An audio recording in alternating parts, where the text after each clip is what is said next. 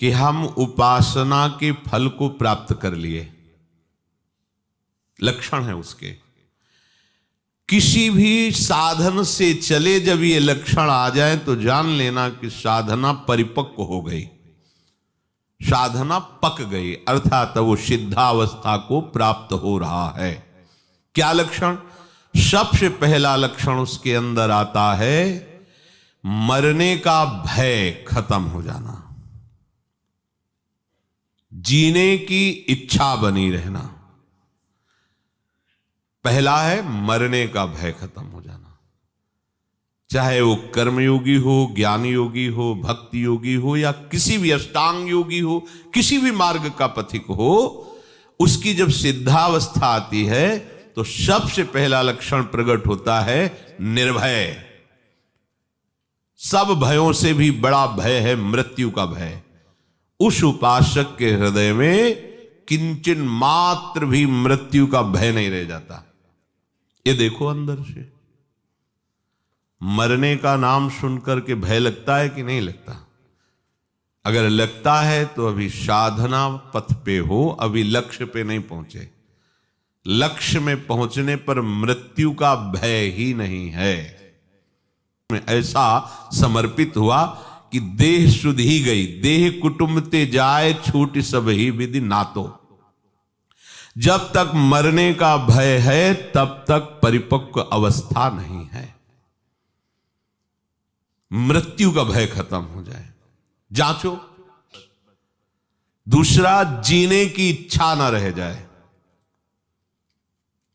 देखो कितना सुंदर है, जीने की इच्छा। अभी शरीर नष्ट हो जाए क्या, जीने की इच्छा नहीं।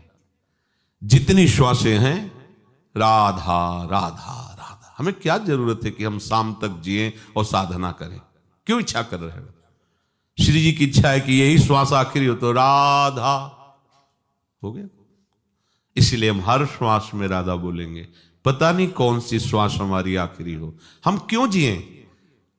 अगर जीने की इच्छा है तो शरीर राग है, शरीर राग है तो भोग का सुख भाव है, भोगों का सुख भाव है तो संग्रह बुद्धि है। संग्रह बुद्धि तो जिसको हमने संग्रह किया, जिसे अपना माना, वो छूट जाएगा, इस बात का भय है। इसलिए मृत्यु से भय लगता है। जितनी भी चेष्टाएं हो रही वो गुणों के द्वारा प्रेरित हो रही, उसमें मैं करता नहीं हूं, इसलिए गुणानुगुण वर्तनते।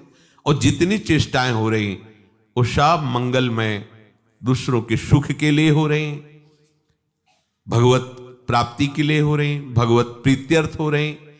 तो उसे अन्य कोई साधन करने की जरूरत नहीं, इसी से ब्रह्म प्राप्ति हो जाएगी। लेकिन जो केवल ज्ञान मार्ग में है उसको साधना करनी पड़ेगी कर्मयोग की। क्या? जैसे अपने गुरु की आराधना है, उनकी आज्ञा में रहना है, शास्त्र सम्मत भगवत आराधना करनी, और उसका फल होगा हृदय निर्मल होगा, तत्वबोध हो जाएगा। केवल ज्ञान पढ़ करके और उपासना स्वीकार न करे, बिल्कुल उपासना, तो वस्तु को प्राप्त नहीं हो सकता। बड़ा कठिन है शरीर राग त्यागना। लेकिन कर्मयोगी का ऐसा हो जाएगा। सांख्य योगी का लक्ष्य होता है तत्व का अनुभव होना, परंतु राग शरीर से रहता है। अब ये राग बिना मिटे तत्व का अनुभव नहीं होगा। इस राग के मिटाने के लिए उसे साधना करनी पड़ेगी, और राग मिटाने का सुगम उपाय है कर्मयोग का अनुष्ठान। जब दूसरों के हित के लिए, दूसरों को सुख पहुंचाने के लिए चेष्टा की जाती है तो वो बांधती नहीं, वो मुक्त करती है। और जब अपने लिए की जाती है, अपने सुख के लिए, तो वो बांधती है।